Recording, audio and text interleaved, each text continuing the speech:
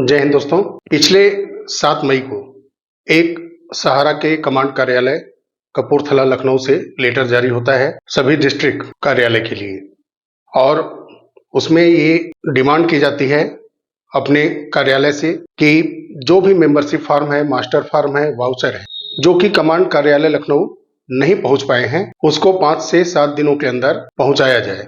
क्या आप समझते हैं कि सहारा ने 2010 से 2024 के बीच के जो भी पेपर मांगे हैं अपने नीचे के ब्रांचों से, ये क्या दर्शाता है? आपको ये स्पष्ट नहीं लग रहा है कि कितनी बड़ी ये धांधली है, धोखाधड़ी है कि सहारा के मेन हेड ऑफिस कहिए, कमांड कार्यालय कहिए, वहां पर निवेशकों के membership form, master form, voucher भुगतान के लिए पहुंचे ही नहीं है। इनके इस लेटर में ही इनकी धांधली, धोखाधड़ी, जालसाजी कहिए या बेहद ज्यादा ओवर कॉन्फिडेंस में की गई लापरवाही कहिए। ये क्या साबित करना चाहते हैं कि ये हितैषी हैं जमाकर्ताओं के? आज जबकि लगभग 99% इनके कार्यालय बंद है। ये अलग बात है कि कुछ खास स्टेट में मिलीजुली जो सुविधाएं मिलती हैं सरकारों से, वहां ये धन उगाही कर रहे हैं, करते आ रहे हैं, कुछ जगह भी कर भी रहे हैं। थोड़ी कड़ी कार्रवाई हुई है तब जाके कुछ इनका ब्रांच बंद हुआ है। 2010 से ये क्या कर रहे थे? इनके कमांड कार्यालय के अधिकारियों को क्या पता नहीं था कि नीचे कैसे जो खाते मैच्योर हो रहे हैं, जो भी पॉलिसी बॉन्ड मैच्योरिटी के बाद उनका भुगतान करने का क्या प्रोसेस चल रहा है, उनको कैसे भुगतान किया जा रहा है। 2 साल लगभग हो गया, जुलाई 2023 से पोर्टल चल रहा है, उस पर 99% तक आप जानते हैं कि डेफिशिएंसी है। लेटर आज जारी होता है मेंबरशिप फॉर्म, मास्टर फॉर्म और वाउचर के लिए। आप सोचिए जरा कि क्या चल रहा था सहारा के अंदर, और सीआरसीएस पोर्टल आ गया और उस पर जो तमाम कमियां हैं, उससे ज्यादा कमियां स्पष्ट रूप से सहारा के अंदर जो चल रहा था वो उजागर किया है। और इन कमियों की वजह से जो सहारा ने 2006 से मैं कहूंगा कि लगातार करता रहा है, जिसके वजह से भुगतान फंसता चला गया।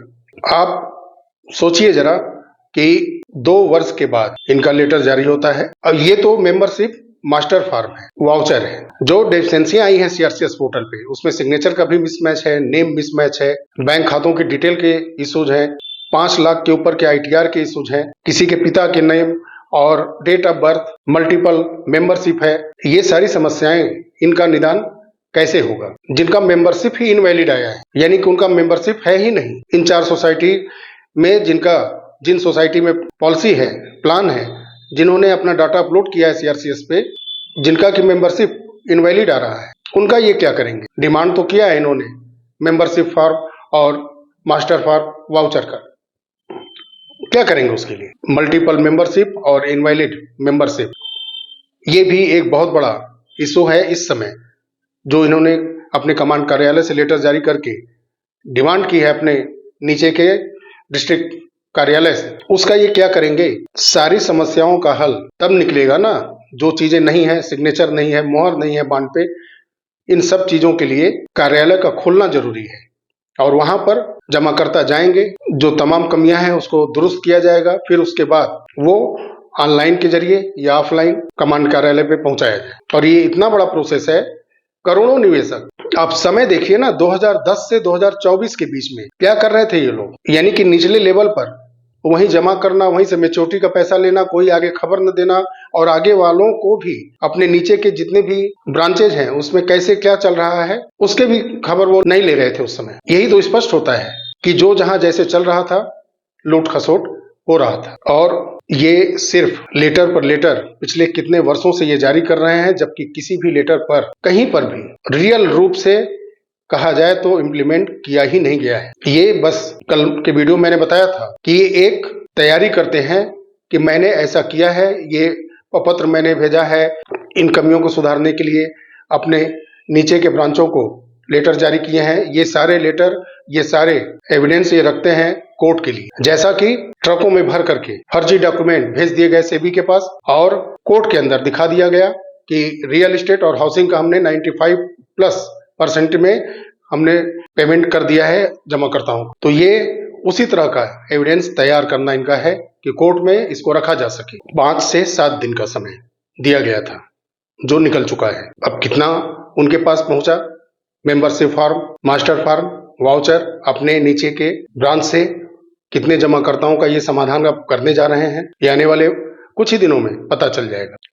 लेकिन सहारा अपने से अपने आप को बेनकाब किया है कि 2010 से 2024 के बीच में इन्होंने कैसे सहारा के ब्रांचों को चलाया है, कितना इनका निगरानी था ब्रांचों पर, किस तरह से पैसा जमा कराया जाता था, किस तरह से भुगतान किया जाता था, मैच्योर खातों के साथ क्या किया जाता था, कितने इनके ऊपर के अधिकारियों की नजर नीचे के ब्रांचों पर थी, कैसे सारे इनके कर्मचारी हो चाहे एजेंट हो कैसे काम करते थे कि इनके पास पेपर भी नहीं पहुंचता था।